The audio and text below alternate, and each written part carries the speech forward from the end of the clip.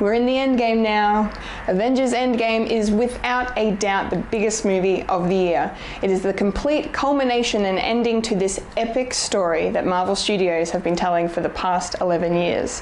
There has never been a film event like this, and it is filled with so many wonderful moments.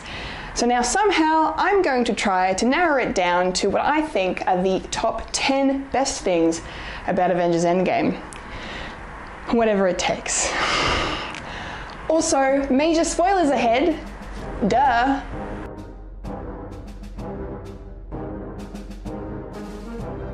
Number 10, Paul Rudd. What's up, regular size man? It is quite fitting and also hilarious that the character that has had the least impact on the MCU as a whole would actually be the catalyst of the events that would lead to the Avengers' victory. Scott Lang's Ant-Man has changed the Marvel Cinematic Universe forever, and Paul Rudd appropriately stole every single scene that he was in. Rudd crushed it with his performance, bringing his genius comedic timing as a breath of fresh air during a barren and hopeless time for our heroes. He also got to show off his dramatic acting chops, especially during the scene where Scott Lang reunites with his daughter Cassie, who is now 5 years older. After the small taste we got in Captain America Civil War of what Ant-Man joining our heroes would look like, seeing Scott in Endgame so often made him such a welcome presence amongst the more seasoned superheroes. Heck, he even got to be Giant Man again. Paul Rudd is hands down one of the best casting additions to the MCU so far. Number 9, Loki steals the Tesseract. Time travel was taken advantage of supremely well during Endgame, as most of the moments on my list will reflect. In rounding out the Infinity Saga, it was the perfect way to revisit iconic scenes from throughout the MCU and give a little fan service without sacrificing the storytelling. Case in point here, a glorious moment that we were all burdened with, Loki escaping with the Tesseract. It was just pure fun watching Tony Stark and Scott Lang working together, and to witness their plan go so hilariously awry was just brilliant. Seeing Tom Hiddleston revisit his more villainous turn as Loki was just wonderful, the only bad thing about it being how brief it was. Hiddleston's excellent comedic timing was on display as you watch Loki react to the chaos unfolding around him. And then, funnily enough, thanks to the Hulk, Loki comes into possession of the Tesseract once more and escapes through a portal without any hesitation. Number 8, Tony and Howard. This moment is a beautiful consequence of Loki absconding with the Tesseract. One of the most sentimental parts of Avengers Endgame sees Tony Stark getting the chance to speak with his father Howard one last time. Only Howard was completely unaware of who he was really speaking to, as his son awkwardly and rather endearingly introduced himself as Howard Potts. This meeting takes place in 1970 at Camp Lehigh, where Tony and Steve Rogers must travel to after the mishap with the Tesseract in 2012. As we now know, this film is Tony's farewell, so getting this beautiful closure with his dad could not be more perfect. Coincidentally, Howard's wife Maria is actually pregnant with Tony in 1970, and the two Starks bond over their feelings on fatherhood. Tony hilariously hugs his father goodbye, and then we see the real Jarvis with Howard as they look back on the curious Mr. Potts. Number 7, Cap versus Cap. I can do this all day. Yeah, I know. It was a sure thing that we'd see one of our heroes run into their past selves with all of this time travel involved, and I am so glad it was Captain America. We get some setup for this and a lovely homage to Chris Evans' Thor: The Dark World cameo when we see Loki mocking Steve Rogers taking on his form. So when 2012 Cap runs into his future self carrying the scepter, he immediately assumes it's Loki. What follows is one of the greatest superhero fight scenes ever filmed. Obviously the pair are equally matched physically and the fight is almost a tie. Until future Steve, whilst his past self has him in a chokehold, realizes exactly what he needs to do in order to defeat himself. He tells 2012 Steve that Bucky is still alive, and predictably, this stops past Steve in his tracks, and future Steve takes advantage of this to knock him out with the scepter. Did you follow all of that? And to cap off this epic moment, pun intended, Steve looks at himself down on the ground and whilst no one is around, just remarks, "That is America's ass." Rogers, you kiss your mother with that mouth? Number 6. Steve Rogers finally gets a life. Avengers Endgame literally meant the end of the road for some of Earth's mightiest heroes, and out of all of the characters that deserved a happy ending, there were none that warranted it more than Steve Rogers. Right at the end of the film, Cap has taken it upon himself to return all of the Infinity Stones and Mjolnir, more on that later, to their rightful places in the timeline. However, instead of returning seconds later, Steve decided to get some of that life that Tony was always telling him to get. We meet an old Steve Rogers sitting on a bench nearby, having lived a full life and finally getting that dance with his girl Peggy. In the poignant scene that follows, Sam Wilson is handed Cap's famous shield as Steve Rogers passes the torch from one Captain America to the next. It was just an absolutely perfect way to finish up his character's story and to see that the mantle of Captain America is carried on. Number 5. Hail Hydra. Returning to the events of 2012's The Avengers is really the gift that keeps on giving here in Endgame. Right before the mind-blowing fight between both of America's asses, Steve Rogers completes his mission by acquiring Loki's scepter and the Mind Stone within it. But what makes this scene worthy of my list is the way he goes about it. In a gorgeous homage to the Russo's first MCU film, Captain America: The Winter Soldier, we get a recreation of the famous elevator scene where Cap is surrounded by Hydra agents. Obviously, in 2012, Hydra is still hiding successfully within S.H.I.E.L.D., and future Steve knows this.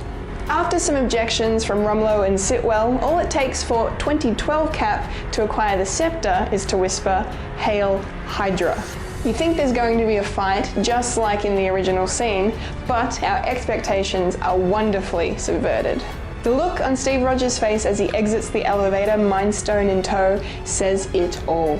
And it was unbelievable to witness. Number 4. Natasha's sacrifice.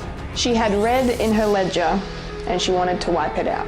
Natasha Romanoff valiantly and bravely sacrificed herself to ensure the Avengers' victory and the return of all of the souls lost to the decimation. In doing so, she atoned for all of the sins she committed as an agent of the Red Room before Clint Barton saved her and she became an agent of S.H.I.E.L.D. This moment had everyone holding their breath, as it was almost Hawkeye who made the tragic leap off the cliff on Vormir. The two heroes and best friends repeatedly tried to stop each other from making the ultimate sacrifice until they were both dangling off of the cliff face. The looks on both of their faces, Nat's haunting "let me go," and Clint's desperate tears broke our hearts.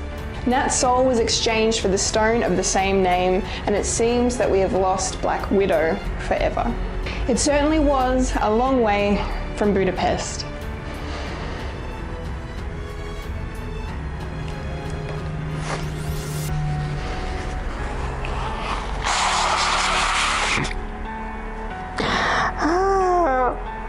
Number 3. On your left, the Avengers Assemble. Natasha's sacrifice was not in vain, as the Avengers assembled, pun intended, all 6 Infinity Stones onto an Iron Man-made, pun intended, gauntlet, which the Hulk then used to bring everyone back. Unfortunately, Thanos' surprise assault on the Avengers compound cuts this achievement short, forcing Earth's mightiest heroes into combat. The battle reaches a huge turning point when Captain America stands off alone against Thanos and his forces, holding a broken shield, refusing to give up. I can do this all day. Suddenly, Sam Wilson's voice comes through on the comms, followed by the famous phrase, "on your left."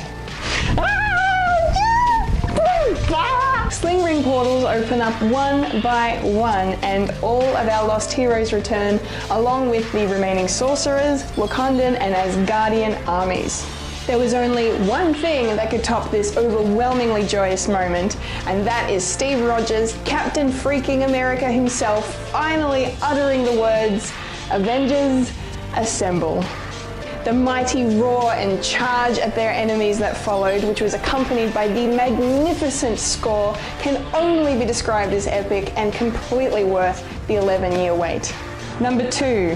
Captain America is worthy. Despite the monumental moment that I just talked about, There was actually another part of the final fight that had me cheering in my seat. Way back in 2015's Avengers Age of Ultron, in my favourite scene of that movie, our heroes decided to see if any of them were actually worthy of lifting Mjolnir. If you can recall, Steve Rogers was the only one who made it move and made Thor a little bit nervous. Avengers Endgame paid off this little tease in spectacular fashion. During the Big Three's fight against the Mad Titan, Thanos has Thor pinned down and is pressing Stormbreaker into his chest in a role reversal of the ending of Avengers Infinity War.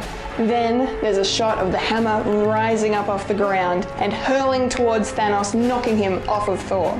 Mjolnir stops in its tracks, being called back to the thrower, and then we see Captain Freaking America holding his shield, catching the hammer with his free hand.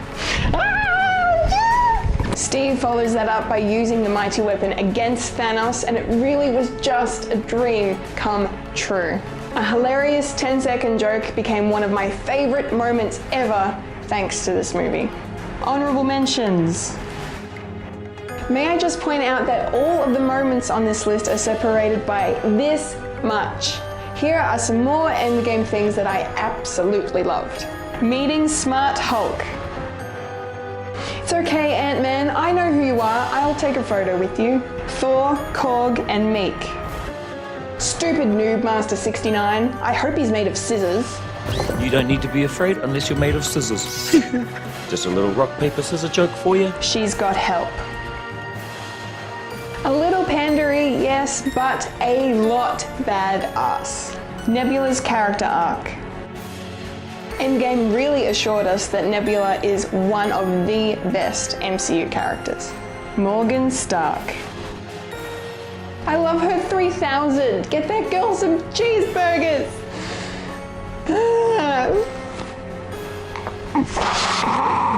And my number one favorite thing about Avengers Endgame is I am Iron Man. Let's see if I can get through this one without crying. Not yet.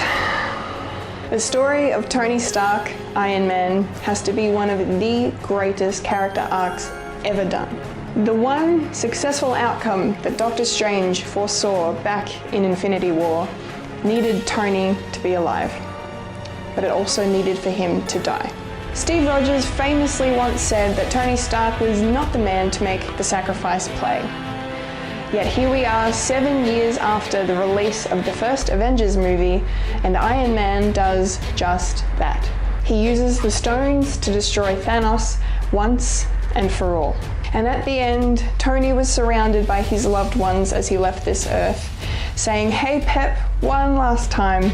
And his Miss Potts, filled with so much courage, just tells him that they're going to be okay and that he can rest now.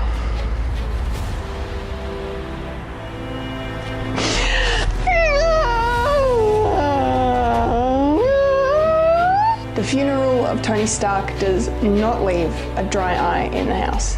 A wreath that contains the original Iron Man arc reactor from the very first MCU movie floats out onto the lake beside the Stark home.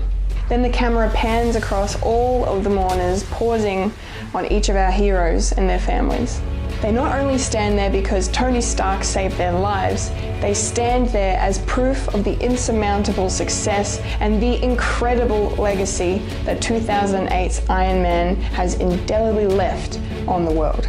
It's the end of the path that he started them on, and part of that journey is the end.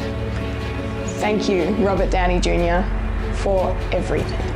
And there we have it, guys. Those are my top 10 favorite things about Avengers Endgame. Please let me know your thoughts by commenting below, and do not forget to like, share, and subscribe for more videos just like this one. You can also find me on SoundCloud and iTunes as one of the hosts of a podcast called Fred and the monthly at Winifred's. I've been Kendall Richardson, and you've just experienced Collectible Chaos. Thank you for watching. I love you 3000.